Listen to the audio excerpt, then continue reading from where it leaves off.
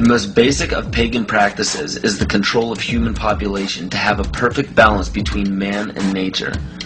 The goal is to bring the population down to 500 million, which is over a 90% reduction in humanity. Now that we have abandoned everything we've been trained to think prior to this moment, we can start looking at the world for what it is, instead of what people tell us it is.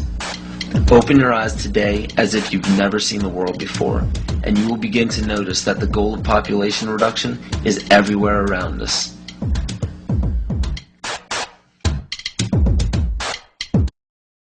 Let me assure you that absolutely nothing that I'm going to tell you is exaggerated, is interpolated, or is imagined.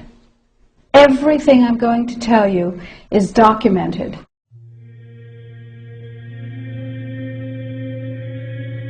He who controls food controls the world. Well, they said in 1962, we're going to work toward total global implementation of Codex Alimentarius on December 31st, 2009. They were sort of guidelines. Now, Codex Alimentarius Commission is administered by the World Health Organization, WHO, and the FAO, the Food and Agriculture Organization. They fund Codex and they run it at the request of the UN. So they're mommy and daddy to Codex Alimentarius. In 1994, Codex, with no notice here in this country whatsoever, declared nutrients, put on your intellectual seatbelts, declared nutrients to be toxins. They're poisons. Under Codex, every dairy cow on the planet must be treated with Monsanto's recombinant bovine growth hormone. Furthermore, under Codex, every animal used for food on the planet must be treated with subclinical antibiotics and must be treated with exogenous growth hormones. If you do the numbers in the WHO-FAO projections, the epidemiological projections, they estimate, not I, that just the vitamin and mineral guideline alone, when it goes into global implementation on December 31st, 2009, will result in a minimum of 3 billion, that's B, bad, big, billion deaths. 1 billion through simple starvation. Those folks who die are not particularly economically successful from the point of view of the corporations, but the next 2 billion, they will die from the preventable diseases of undernutrition. Who will live? Probably those people who are wealthy enough and powerful enough to have their own pushers of clean food and nutrients. So we need your help, because the United States leadership is what's going to literally save the population of the planet. The UN has put out dozens of public documents where they're calling for an 80% world population reduction. In fact, at the Beijing Women's Conference, the World Conference, back in 1997, the head of the UN Food Program said, "We will use food as a weapon against the people."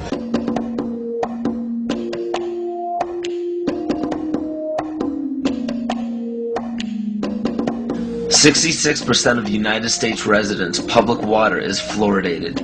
It is known to have tremendous effects on bone cancer, joint problems, bone weakness, lowered estrogen and testosterone levels, and dental fluorosis, which is yellowing of the teeth and pitting in the enamel.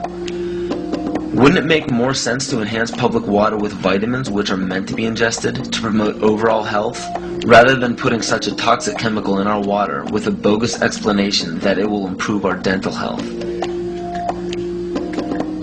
We now know that fluoride causes more dental problems than it solves. Something doesn't seem right about this. Do you honestly believe that these companies care deeply enough for the people to spend large amounts of their own money to fluoridate public water when the people already purchase their own toothpaste? But there's a difference between toothpaste and drinking water. We don't ingest toothpaste.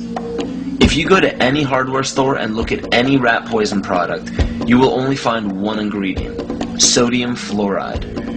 It is the most toxic ionic molecule outside of potassium dichromate.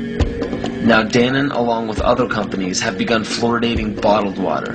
It is becoming increasingly difficult to get away from. And the fact that fluoride is also used in many prescription antidepressants shows that it eliminates aggression and motivation in people. Fluoride, to my knowledge as a physician, has absolutely no biological benefit whatsoever. But one of the significant things is that the Russians carried out all sorts of experiments on the people living in the Gulag. One of them, of course, was to fluoridate the water. Why?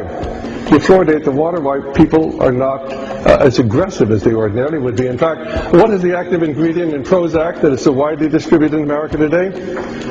Well, it's a fluoride compound. And now, we are finding that public water nationwide is showing up with arsenic, lead, cadmium, and thermonium, which is a radioactive form of lead. Cancer, lowered sex drive, birth defects, sedation, and brain defects. Does this not sound like a wonder drug for anyone aiming to control a population? It's quite astonishing, Paul, the degree to which environmentalists have not been educated about fluoride. You know, people have an unconscious trust in their doctor or their dentist, and if you can persuade doctors and dentists that fluoride is safe and good, then you're able to reach the rest of the nation. People believe their doctors and dentists, and that was a way of promoting fluoride for Bernays. Fluoride was killing their cattle, destroying their crops. Fluoride given to rats had produced bone cancer and liver cancer, and that those results had been doctored to make it look as though fluoride hadn't caused as much cancer. The pattern that we saw, it typically is what we see with other neurotoxic agents that are well known to cause a hypoactivity or a memory problem or an IQ problem. When I first presented the results of these studies, one of the individuals sitting and listening to the results, he says, "Do you have any idea what you're saying?"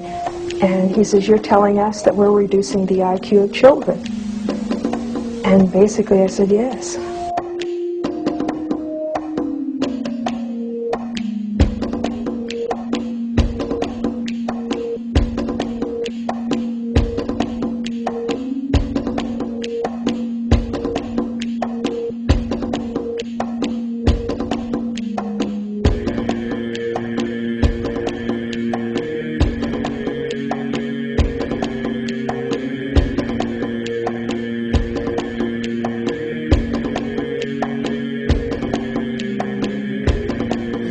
Aspartame, the artificial sweetener found in almost every low-sugar or sugar-free product on the market. First of all, aspartame is made up of three things: methanol, which of course is what produces blindness, aspartic acid, and phenylalanine. These are all poisons. Aspartic acid, of course, produces brain lesions. This was known back in the early 1970s. Methanol produces blindness. Phenylalanine is what you see in the brain, and in high dosage it produces trauma. We're not making this all up. The FDA did publish back in, I think it was the 80s, they did publish the 92 potential side effects of aspartame. And they do, these side effects are quite, are extremely serious. Things like dizziness, problems with balance, abdominal pain and cramps, changes in vision, seizures and convulsions, etc., etc. So the nervous system seems to be one of the areas that's most affected. So we see people have difficulty thinking. They feel like they're walking around in a cloud or a fog. Yet despite all of these harmful effects, Donald Rumsfeld pushed it out into the stores in over 5,000 products when he was CEO of Searly, the company that manufactured aspartame.